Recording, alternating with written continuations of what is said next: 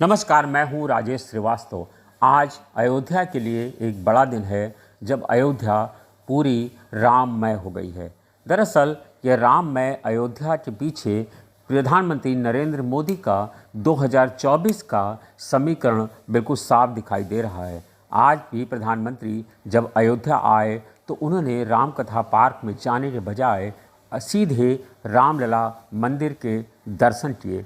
अगर उन्हें दीपोत्सव कार्यक्रम में शामिल होना था तो वो सीधे सीधे रामकथा पार्क पहुंचते, लेकिन उन्होंने जिस मंदिर का पिछले 2 साल पहले अगस्त 2020 में उन्होंने राम मंदिर का शिलान्यास किया था, भूमि पूजन किया था, उसी मंदिर में आज जा कर के उन्होंने राम मंदिर की निर्माण कार्य देखा। राम मंदिर का जो तैयारियां हो रही हैं उसको देखा और निर्माण कार्य का पूरी तरह से समीक्षा और जायजा किया। इसके बाद वो रामकथा पार्क पहुँचे, जहां उन्होंने राम का राज तिलक किया और उसके बाद दीपोत्सव के कार्यक्रमों में भाग लिया।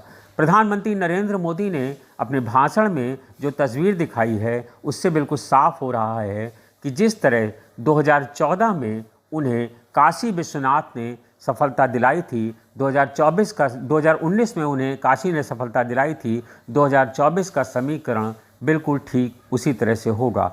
2024 में उनके लिए सत्ता का केंद्र अयोध्या होने वाली है। अयोध्या से उन्हें ऊर्जा मिलेगी क्योंकि नरेंद्र मोदी जानते हैं कि जिस तरह से अयोध्या में भारी जन समुदाय उमड़ रहा है उसके पीछे और उनकी जीत के पीछे सिर्फ हिंदुत्व का ही मुद्दा है। ये नरेंद्र मोदी को अच्छी तरह से पता है।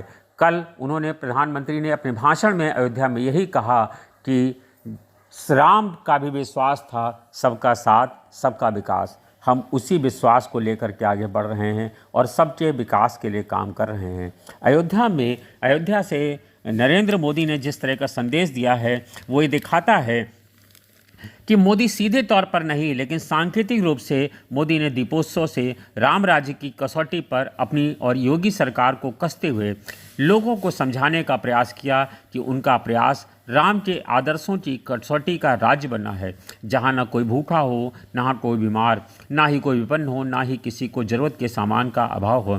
तभी तो सीएम योगी ने भी यही कहा, जहां दैविक भौतिक तापा, राम राज नहीं काहू ही व्यापा। इस तरह से प्रधानमंत्री ने इसके माध्यम से अपनी जन कल्याणकारी नीतियों का उल्लेख किया।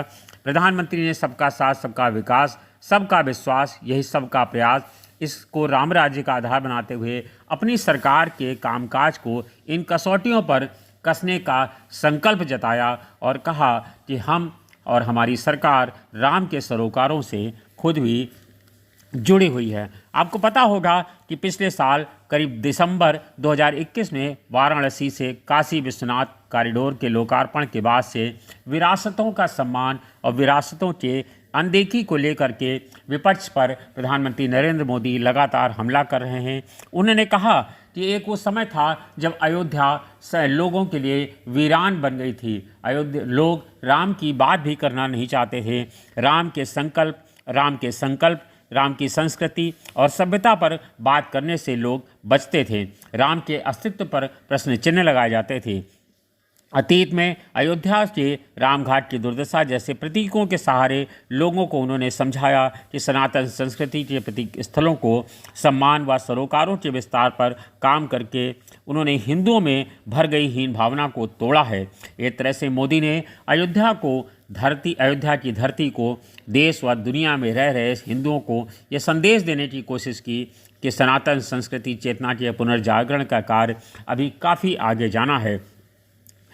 उन्होंने यह भी समझाया कि थोड़ी सी चूक देश की तस्वीर बदलने वाले इन कार्यों पर रुकावट ही नहीं लगाएगी, बल्कि देश और सनातन दोनों की संस्कृति और पहचान को मानने वालों के अस्तित्व को भी खतरे में डालेगी। आस्था के जरिए ही प्रधानमंत्री नरेंद्र मोदी ने आस्था से आर्थिक मुद्दों तक संदेश दिया है। उन्होंने कहा कि राम मंदिर निर्माण स्थल पर मोदी का योगी के साथ एक एक कार्य का बारीकी से पूछताछ, सलाह देना, सुविधाओं के बारे में मानना। जब नरेंद्र मोदी को दियों के 15,76,000 दिए जब जलाए गए, उसके लिए उन्हें जो गिनीज बुक का रिकॉर्ड मिला, उसके बाद उन्होंने योगी आदित्यनाथ की पीठ भरे मंच पर थपथपाई, जिसका संदेश था कि उनको योगी आदित्यनाथ के द्वारा किए गए कामों की उन्हें खूब रास आ रहे हैं।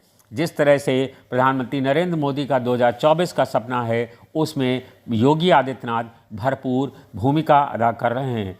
प्रधानमंत्री नरेंद्र मोदी ने अयोध्या के जरिए हिंदुत्व को उकेरने का प्रयास किया। ये साफ संदेश दिया कि राम के सहारे ही हिंदुत्व मजबूत हो सकता है और इसी हिंदुत्व के सहारे प्रधानमंत्री नरेंद्र मोदी 2024 की लड़ाई को लड़ना चाहते हैं। अब देखना यह है कि प्रधानमंत्री नरेंद्र मोदी ने जिस तरह का संकेत दिया है अपने भाषणों के जरिए, और जिस तरह से प्रधान योगी आदित्यनाथ ने भी कहा कि अयोध्या कुछ लोगों ने वीरान बना दी थी, प्रधानमंत्री नरेंद्र मोदी ने भी अयोध्या को लेकर के अपने बयान दिए और विपक्ष को घेरने का प्रयास किया।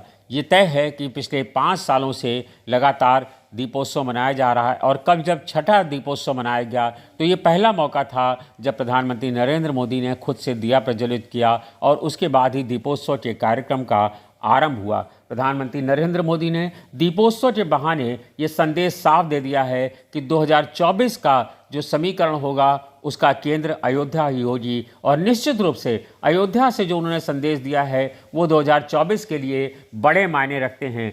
और यह भी तय है कि अगले लोकसभा चुनाव यानी 2024 के लोकसभा चुनाव के पहले राम मंदिर का निर्माण पूरा हो जाएगा और उसी राम मंदिर निर्माण के पहले लोगों का कहना है कि जिस तरह से कल हमने पुजारियों से बात की तो उनका कहना है कि जिस तरह से प्रधानमंत्री नरेंद्र मोदी ने राम मंदिर के निर्माण का लोकार्पण किया, भूमि पूजन का शिलान्यास किया, उन्हें पूरी उम्मीद है कि प्रधानमंत्री श्री राम के मंदिर का लोकार्पण भी खुद से ही करेंगे। तो ये तय है कि 2024 के लोकसभा चुनाव के पहले प्रधानमंत्री नरेंद्र मोदी रामलला के भव्य मंदिर का लोकार्पण करेंगे, जिसके बाद पूरी 2024 के लिए जो हिंदुत्व का संदेश है वो पूरे देश और दुनिया में जाना जाएगा। और जिस रामलला के मंदिर का लोग हजारों सालों से इंतजार कर रहे थे, कल उप मुख्यमंत्री केशव प्रसाद मौर्य ने भी कहा कि हम लोगों ने विश्व हिंदू परिषद का मैं महामंत्री था और मैंने इस संघर्ष की लड़ाई लड़ी, लेकिन हमने कभी कल्पना नहीं की थी कि हमारे जीते जी ही हम राम मंदिर का निर्माण होते देख सकेंगे।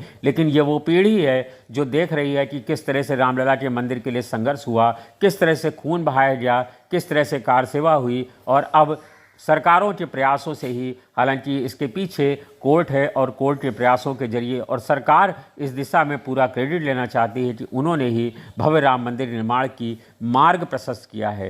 ये बात सच भी है कि सरकार के प्रयासों के चलते ही अयोध्या में जो फैसला आया है उसको अमल में लाया जा सका और अब रामलला के मंदिर के भव्य मंदिर का निर्माण हो रहा है। और निश्चित रूप से जब ये 2024 में मंदिर तैयार होगा तो उसके बाद इस रामलला के मंदिर का संदेश पूरी दुनिया में जाएगा और 2024 की लड़ाई जो प्रधानमंत्री नरेंद्र मोदी देख रहे हैं वह आसान हो जाएगी। हालांकि उनकी राह में कोई रुकावट नहीं है कि विपक्ष पूरी तरह से बिखरा हुआ है और 2024 की लड़ाई में विपक्ष कहीं दिखाई नहीं पड़ रहा है। अकेले राहुल गांधी भारत जोड़ो यात्रा कर रहे हैं, लेकिन उस भारत जोड़ो यात्रा से कितनी ऊर्जा कांग्रेस को मिल पाएगी और 80 साल के ऊपर के दमखम कितना ठोक पाएंगे कांग्रेस के नवनियुक्त अध्यक्ष मल्लिकार्जुन खड़गे, इसमें भी तमाम सारे संशय के बादल हैं। लेकिन अभी कांग्रेस संगठन को मजबूत करना ही बहुत बड़ी चुनौती है कांग्रेस के सामने, इसके बाद ही सरकार की बात होगी। इसलिए 2024 की लड़ाई नरेंद्र मोदी के लिए बहुत कठिन नहीं है,